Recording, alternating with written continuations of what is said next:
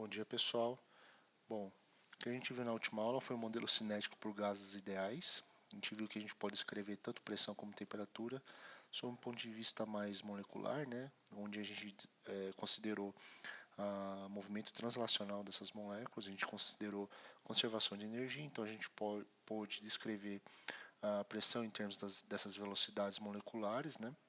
Como a gente sabe que existe uma distribuição, a gente assumiu valores médios, e a partir daí a gente conseguiu também estabelecer valores de energia cinética, né, para a temperatura, ou seja, quando você aumenta a temperatura, você estaria aí variando, por exemplo, a energia cinética das moléculas que compõem o seu gás, considerando aí um gás monatômico ideal.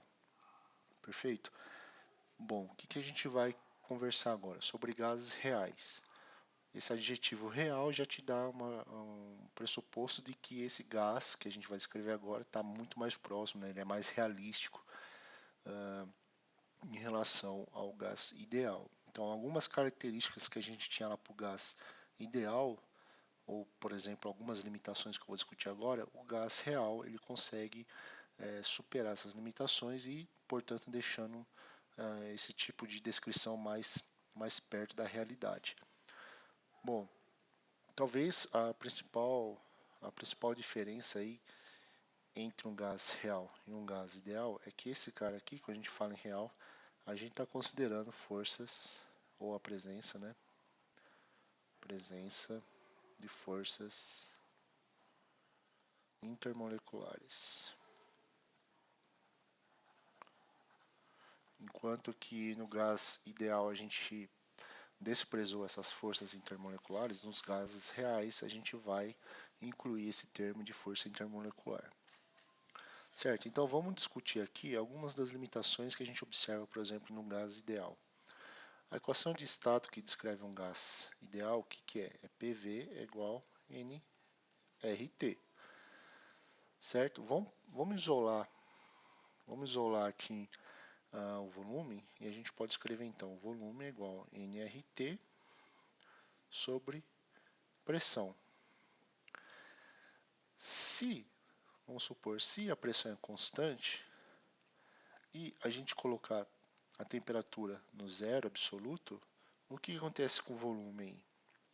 Veja que a temperatura está aqui no numerador. Se aqui é zero e a pressão é um valor constante, esse valor aqui também vai para zero.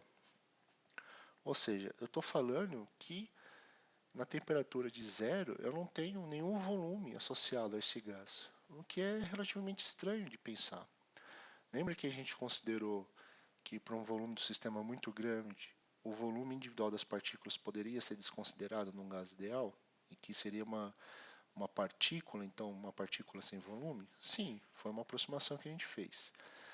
Só que isso não é bem correto, porque a gente sabe que a partícula assume um volume, tem um espaço físico ali, né? E isso faz toda a diferença na hora de você descrever um gás.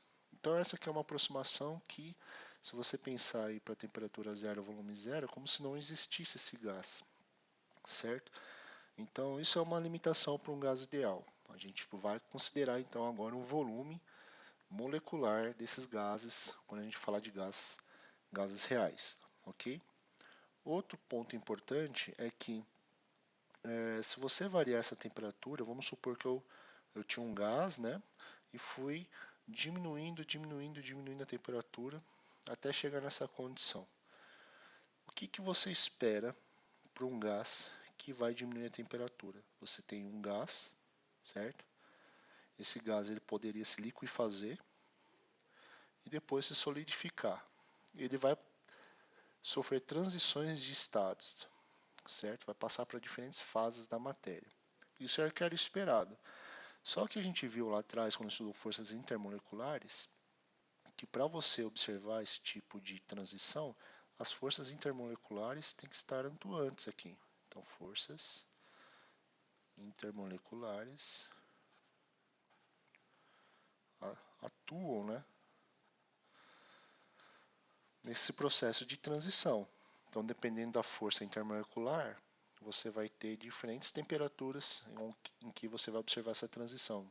Por exemplo, de sólido para líquido, de líquido para sólido, de gás para líquido, de líquido para gás. Tudo bem? Só que num gás ideal, você desconsidera essas forças intermoleculares. E teoricamente, na hora que você observa ali na sua isoterma, você não vê nenhum processo de transição. Então isso aqui também é outra limitação. Ou seja, a gente precisa observar aí transições de fase à medida que você varia bem essa temperatura, ou pressão no caso, ok? Então a gente tem que considerar aí não apenas aí o volume também molecular, né, certo? Que foi a primeira coisa que a gente falou, e também forças intermoleculares tem que estar presente aí para a gente transformar, né, esse modelo de um gás ideal para um gás que se aproxima mais da realidade, que a gente chama de gás, um gás real, certo? Então, aqui se a gente olhar, por exemplo, a isoterma, aqui é pressão, certo? Aqui é volume. E você tem essa curva aqui que é a isoterma que a gente discutiu. Se você aumenta a temperatura, a isoterma é deslocada nessa direção dessa flecha aqui, ó, ok? Então, para um gás ideal, você sempre vai ter essa característica aí de uma curva fazendo isso aqui, né? O volume é inversamente proporcional à pressão. Só que no gás ideal, no gás real, então esse aqui é um gás ideal. Para um gás real, a coisa começa a ficar um pouquinho mais complicada. Então, à medida que a gente diminui a temperatura, ou seja, vem dessa isoterma para cá, por exemplo, num gás real, a gente vai ver processos de transição de fase. Eu vou pegar, por exemplo, essa curva aqui, que está aqui, ó. Então, você tem uma isoterma, certo? Em que você tem algumas mudanças drásticas aqui, certo? À medida que você varia a pressão ou o volume. Eu não vou discutir em detalhes, mas o que eu quero mostrar para você é que nessa condição aqui, essa reta que apresenta, onde você tem variação de pressão praticamente zero, ou seja, a pressão é a mesma, né, em torno aí de 60 atmosferas, é o momento em que a gente tem uma condição onde a gente tem um sistema que é gás, certo? Que a gente vindo da direita para a esquerda, a gente tem gás. Quando ele atinge esse ponto aqui, ó, esse ponto aqui, ele começa a se liquefazer e virar um líquido até esse ponto aqui, onde a diminuição do volume aí é praticamente muito complicado, né? A pressão aumenta drasticamente porque o volume é um líquido, o líquido aí apresenta aí um volume que é muito difícil de você comprimir, né? É incompreensível. Então a pressão ela varia drasticamente. Então, para um gás real, pessoal, a gente tem que observar esses fenômenos de transição de fase. Aqui você vai ver com mais detalhes em Físico-Química 1, tudo bem? Como que ocorre, por que ocorre, quais são os parâmetros que descrevem isso aqui. Mas você já sabe, a partir de agora, né, que tem que ter essas forças intermoleculares presentes. E quando você analisar a isoterma em pressão-volume, você vai ver algumas mudanças bem drásticas, né, comparando aí com a isoterma de um gás ideal. Tudo bem? Então, a melhor forma de você estudar um gás real é você utilizar como comparação um gás ideal. Então, como é que a gente faz isso? A gente define um parâmetro que a gente chama de fator de compressibilidade, que eu vou chamar aqui de Z, certo? Um Z maiúsculo. Então, a medida, então, o que esse fator fala? Ele mede, é uma medida do desvio da idealidade. Ou seja, quanto a gente se distancia de um modelo ideal ou do gás ideal. Bom, como que a gente usa então esse fator de compressibilidade como meio de comparação? Primeiro, a gente tem que definir um parâmetro que descreve esse fator de compressibilidade, que é o nosso volume molar. O volume molar, o que é? É o volume dividido por número de mols. Vamos pensar num gás ideal. Então, o volume molar de um gás ideal. Como é que seria isso aqui? Se você pegar a equação de estado, certo? E substituir aqui, a gente pode escrever isso dessa forma, né? O volume ideal pelo número de mols, que nada mais que, só usando a equação de estado, você vai ver que isso aqui é igual a RT dividido pela pressão, certo? Então isso aqui seria um volume molar do seu gás se ele fosse ideal. Bom, a gente vai comparar isso em relação a um volume molar de um gás que não está numa condição ideal. Então, como é que a gente faz isso? A gente vai definir esse fator de compressibilidade, que é o Z. Ele vai ser o quê? Uma razão entre o volume desse gás, que você está comparando, em relação ao volume do gás se ele fosse ideal. Ok? Então, esse é o parâmetro que vai determinar o desvio da idealidade e vai nos fornecer algumas informações sobre a característica desse gás. Tudo bem? A gente pode escrever esse valor de Z da seguinte forma. A gente pode escrever assim. Ó. A gente pode escrever Z vai ser igual ao volume molar. E o volume molar no gás ideal você já viu que é esse cara aqui. A gente substitui ele, vai ficar RT sobre P. Então você tem que Z vai ser igual a P, volume molar, dividido por RT. Certo? Isso aqui é outra forma de você escrever esse fator de compressibilidade. Então nós vamos ter duas condições aqui, pessoal.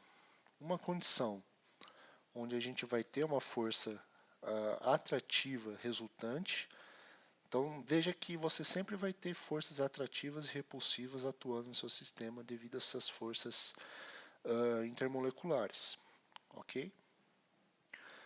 A questão é, a força resultante, quer dizer, na sua grande maioria vai ser atrativa ou vai ser repulsiva? Bom, então a gente pode dividir em dois pontos aqui. A gente pode considerar forças atrativas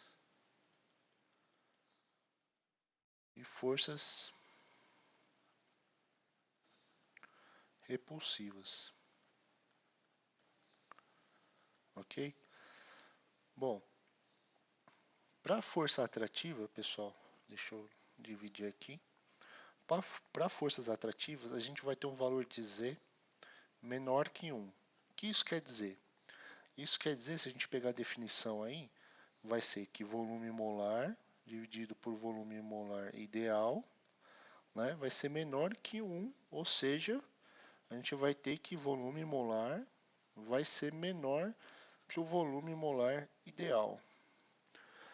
Então, para um caso em que você tem um volume molar que é menor que o volume do caso ideal, significa que há forças atrativas atuando nas suas moléculas, de tal forma que o volume ele tende a dar uma diminuída.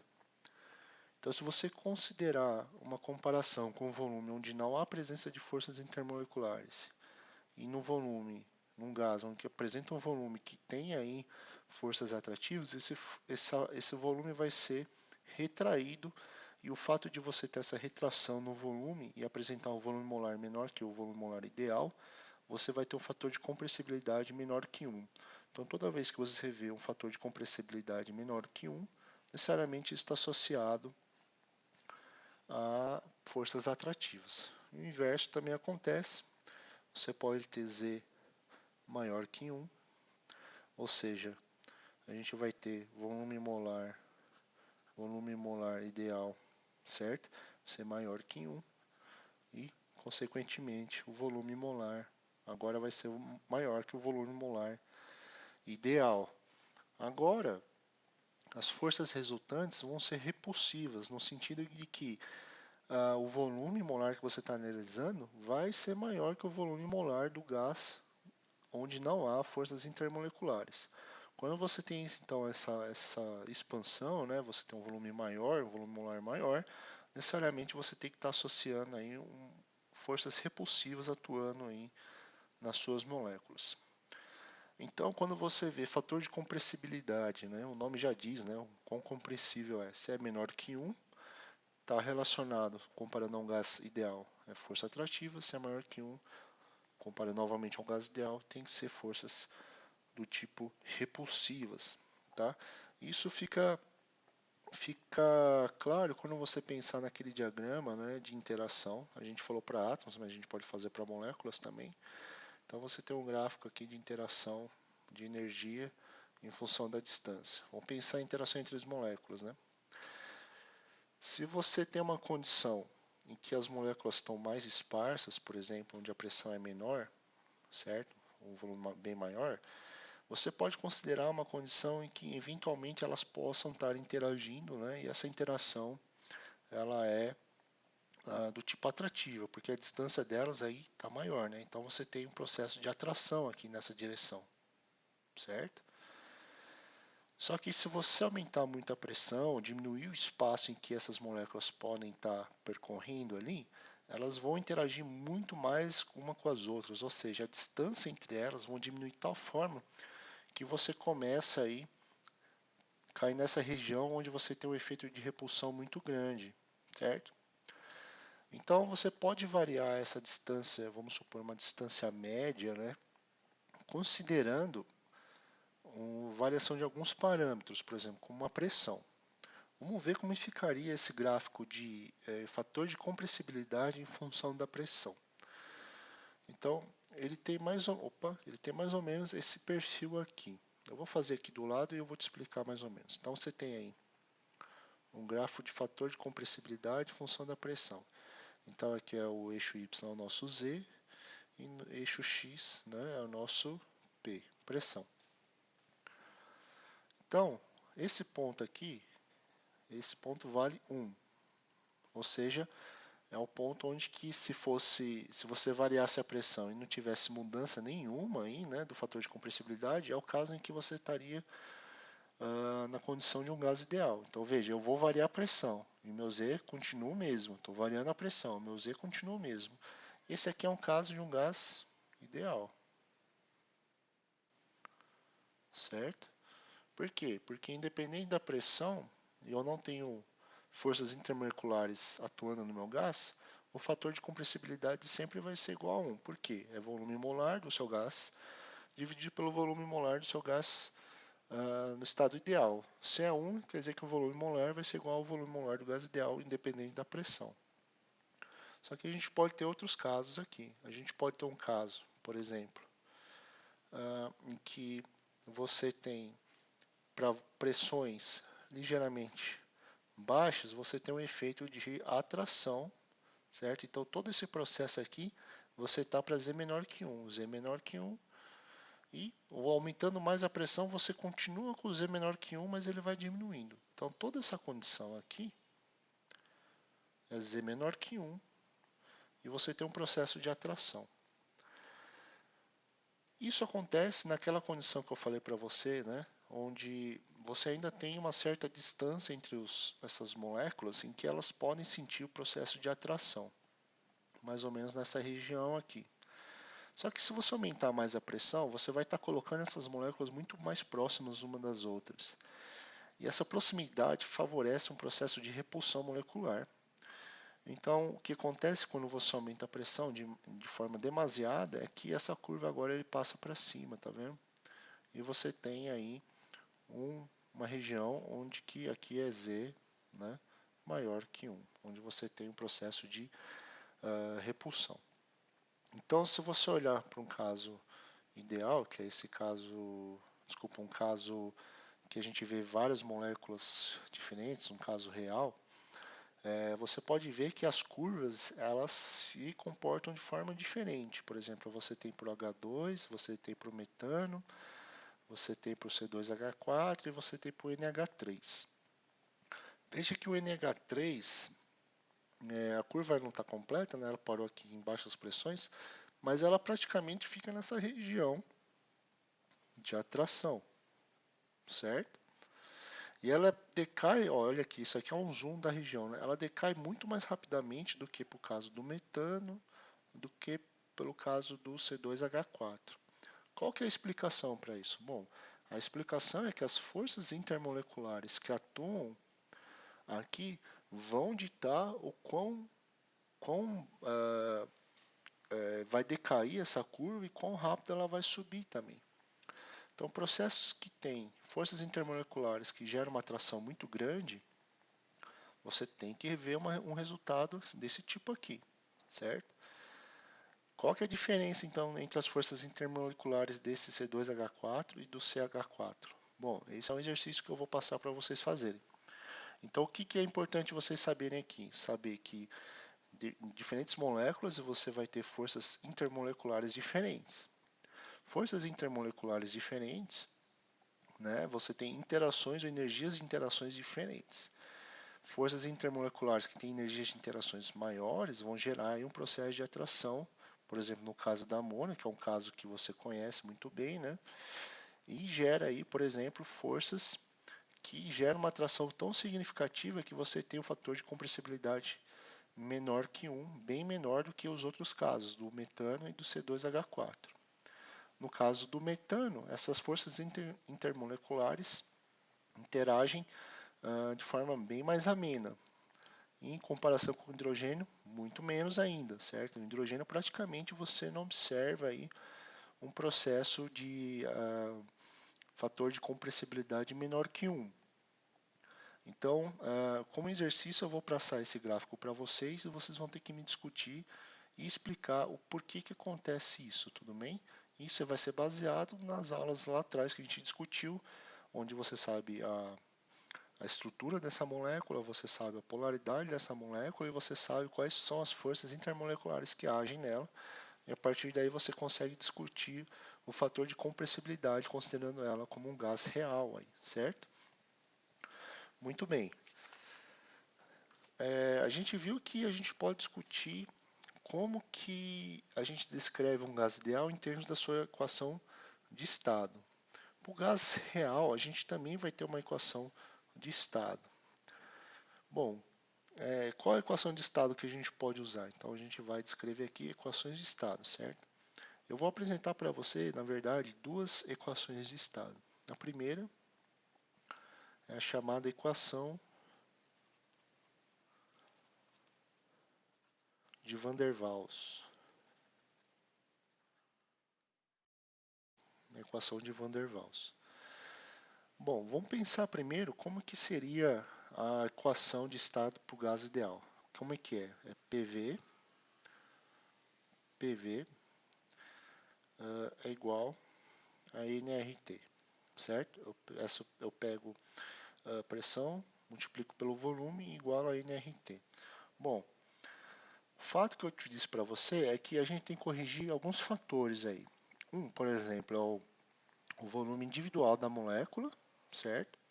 E o outro é a presença das forças intermoleculares. A gente vai incluir essas duas correções na equação de estado para o gás ideal e gerar essa equação de estado para o gás real, que é a equação de Van der Waals. Então, a primeira coisa que eu vou fazer é corrigir o volume molecular. Então, eu vou colocar um fator de V menos NB, em que esse B seria aí o nosso fator de correção para o volume da partícula, certo? Então, quando a gente considera o volume da partícula, a gente tem que ter esse fator de correção Bzinho. Ok? Outro termo que a gente tem que considerar, veja que aqui N é o número de mols, né? Então você tem para várias partículas, tem que multiplicar pelo número de mols. E a gente também tem um fator de correção, deixa eu apagar aqui e escrever mais para o lado. A gente também tem um fator de correção para a questão das forças intermoleculares que vai estar presente aí na pressão. Então a gente vai ter pressão, certo? Mais um fator de correção, que é esse Azinho, que é proveniente aí das forças intermoleculares. Então, se você quer incluir forças intermoleculares, você vai ter que considerar esse Azinho aqui. Então, vai ser A, o termo de correção é AN quadrado, V quadrado. Tudo bem? Bom, essa aqui é a equação, então, de Van der Waals, que pode ser reescrita de outra forma também. Pode ser escrita dessa seguinte forma, isolando a pressão, que vai ser, deixa eu colocar ou, né?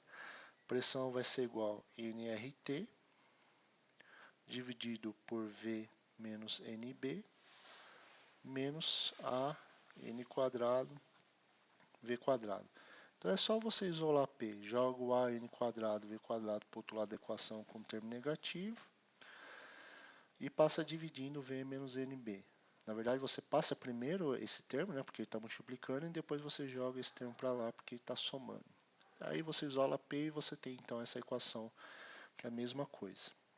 O que é importante falar para você aqui, pessoal? Bom, esse termo Azinho, na verdade, que é o que eu falei para você que induz aí a presença de forças intermoleculares, ele é um parâmetro, então, é um parâmetro que descreve o papel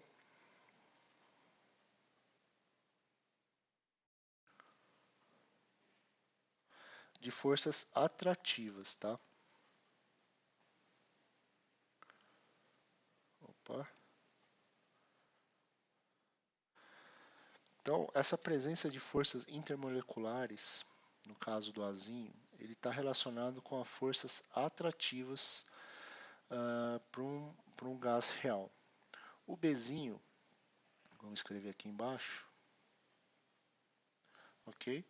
Ele está relacionado com o volume da partícula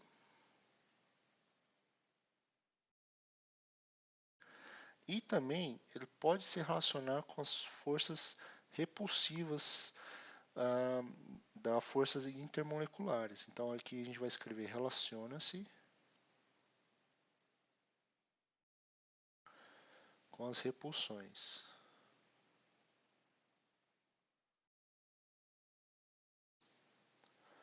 Então o que é importante você lembrar na equação de Van der Waals? A equação de Van der Waals é uma equação de estado que descreve aí um gás real e a inclusão de dois termos, aí, um termo relacionado com forças atrativas, que descreve então as forças intermoleculares presentes, e um termo de correção do volume da partícula, que também pode estar relacionado com as repulsões entre essas partículas, tudo bem? Outra equação de estado que a gente discute é a equação do virial.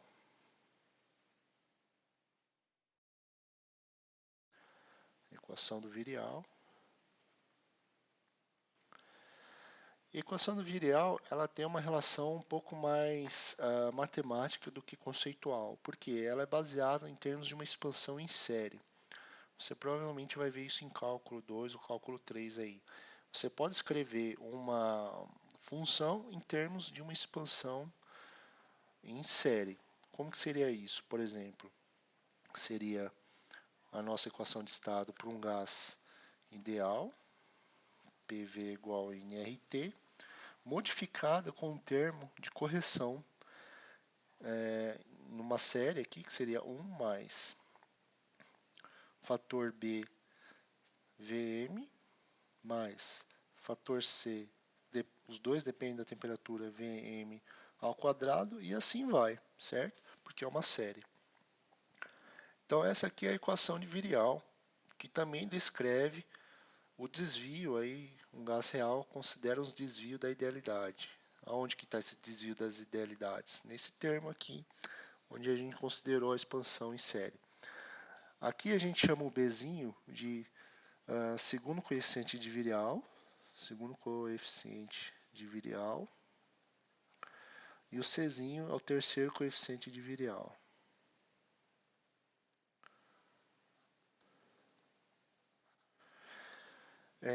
Existe alguma interpretação física para esses coeficientes? Sim. Como é que a gente faz para relacionar e descrever esses coeficientes? Bom, a gente faz uma comparação com a isoterma de Van der Waals e tenta isolar esses coeficientes de virial em termos dos parâmetros Azinho e Bzinho que a gente viu na equação de Van der Waals.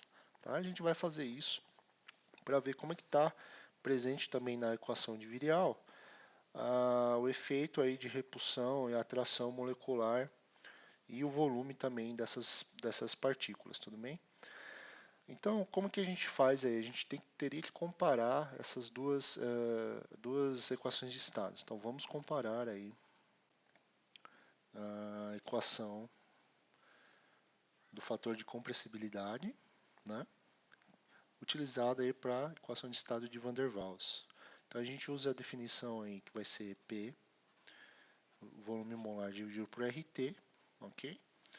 A pressão, a gente viu lá atrás, vai ser, opa, a pressão vai ser essa fórmula aqui, ok? Eu já deduzi para você. Colocando aqui a pressão seria então RT. Eu já escrevo também em termos de volume molar, então eu divido por número de mols, então vai ser Vm menos B, ok? Menos A Vm ao quadrado e multiplica pelo resto que sobrou aqui dessa equação, que vai ser o que? A Vm RT, ok? Se você faz a distributiva, então multiplica esse cara com esse cara, esse RT aqui, né, vai cortar com esse RT aqui, vai sobrar Vm, que é esse cara, e Vm menos B, que é aqui embaixo. Então vamos reescrever, ZW vai ser o que? Vm menos B, faz essa multiplicação aqui também, vai ser o que aqui? Esse Vm corta com esse Vm aqui embaixo, então vai ficar menos A RTVM. A gente pode simplificar ainda mais essa equação da seguinte forma. Eu vou pegar esse termo, esse primeiro lado aqui da equação e dividir tanto em cima quanto embaixo por Vm. Então seria o que? 1 dividido por 1 menos B sobre Vm menos A RTVM. Tudo bem? Aí aqui a gente vai expandir isso em termos de uma série de Taylor. Expandindo em uma série de Taylor. Bom, vocês não viram e eu não vou mostrar passo a passo como é que se faz isso, tá? Eu vou te dar o resultado direto, mas eu quero que você saiba que a gente usou uma série de Taylor para chegar nesse resultado. Então não se atente, pelo menos nesse momento, a entender esse processo matemático. Vocês vão usar isso mais para frente, em cálculo, em quântica, tá? Em termodinâmica também, mas só para mostrar que a gente consegue aí pegar essa equação e transformar ela em uma expansão de série também. Então esse ZW vai ser o que? Vai ser o nosso, o que era? A definição P, V molar RT, né? Que vai ser igual a 1 mais Bzinho menos ART, 1 sobre Vm, então eu estou te dando resultado direto, tá? Mais B ao quadrado, Vm ao quadrado, mais B ao cubo, Vm ao cubo, e assim vai. Bom, a gente tem que fazer o que agora? É comparar esse ZW com o nosso Z do virial. Então esse é o Z do Van der Waals, a gente vai comparar com o Z do virial. Como que é o Z do virial? O Z do virial é assim, ó. Mesma coisa, definição, né? PV dividido por RT. Então isso aqui vai ser igual a 1 mais os coeficientes B de T, V, M, opa, mais C de T, V ao quadrado M, e assim vai. Ok? Então você pode fazer isso aqui em casa, é bem tranquilo, utilizando essa relação, você vai chegar nesse termo aqui, que é o termo de expansão. A gente vai desprezar aqui os termos de alta ordem, porque são valores bem pequenininhos. Então, esses valores aqui, ó, que tem os quadrados, os cúbicos, na verdade eles são valores pequenos que multiplicado por eles mesmos vão diminuindo cada vez mais, então a gente pode desprezar eles. Então se a gente pegar só os termos que importam, que seria tanto do ZW e do ZV, então a gente vai comparar aqui o ZW, que vai ser 1 mais B menos Azinho por RT, certo? 1 sobre Vm, que é igual a 1 mais B de T Vm, considerando que o ZW vai ser igual ao ZV. Então, só lembrando, a gente desconsiderou aí os termos de alta ordem. Se você faz essa comparação, né, pessoal, o que você vai ter? O que é a equalidade que vai dizer para a gente? Vai dizer que o B de T que é igual a Bzinho menos Azinho por RT. Olha que interessante. A gente viu que então que o coeficiente de virial, o segundo coeficiente de virial, cadê? Esse aqui, ó, ele tem um sentido físico, né? E o que que ele é? Ele é um balanço, então, do Bzinho, que pode ser representado pelo volume ou as forças repulsivas presentes nas forças intermoleculares, e o Azinho, que está aí relacionado com as forças atrativas das forças intermoleculares. Então, a gente pode escrever o seguinte: se B é menor que zero, significa o quê?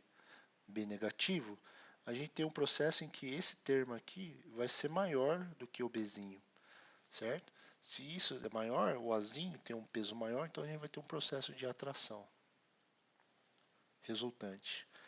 Se a gente tem um processo de atração, a gente tem o quê? Fator de compressibilidade menor que 1, que significa novamente o volume molar menor que o volume molar, no caso ideal. Se a gente tem o inverso, se a gente tem agora o termo esse aqui maior que esse cara aqui, então a gente vai ter um B do tipo positivo, ou um B maior que zero. Isso nos indica aqui um processo resultante de repulsão. Novamente indica um Z maior que 1. E consequentemente a gente vai ter um VM maior que o volume ideal. Muito bem. Então, o que eu quis mostrar para vocês aqui nessa aula? Olha, a gente pode escrever uma equação de estado, né, corrigindo aí algumas limitações que a gente observou para o gás ideal. Quais são elas? Uma, considerar um volume para a partícula, certo? E considerar processos de atração e repulsão, porque, né, a gente sabe que existem forças intermoleculares que atuam aí nas moléculas, né? Como a gente faz isso? A gente faz isso utilizando uma equação de estado, por exemplo, com a de Van der Waals, que fica bem claro aí os termos de correção, e uma equação também de estado, que tem aí mais uma relação matemática, mas a gente consegue extrair também fatores, uma descrição mais física, né, entre os valores de Bzinho e Azinho, quando a gente compara com os coeficientes de virial.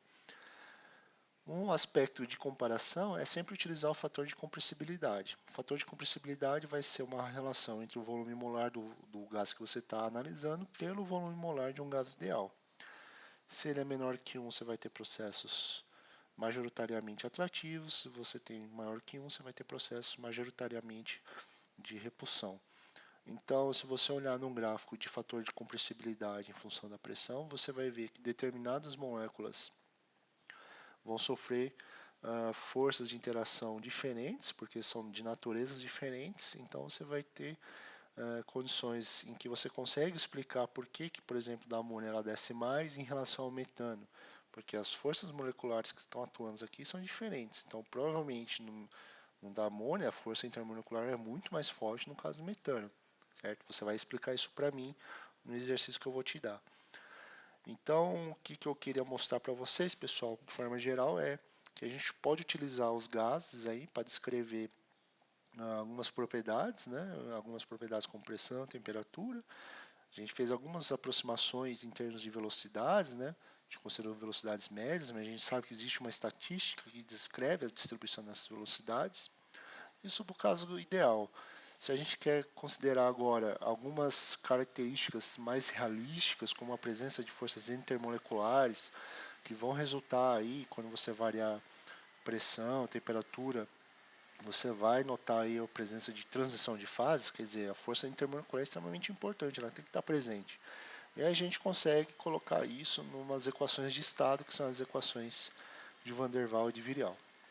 Ok? Então, com base nesses resultados que a gente tem agora, a gente pode discutir agora outras propriedades que a gente vai falar sobre, por exemplo, energia interna, trabalho, calor, que é parâmetros que a gente descreve na termodinâmica. Então, a gente vai utilizar esses gases aí para descrever esses parâmetros. Ok? Então, por hoje é só e muito obrigado pela sua atenção.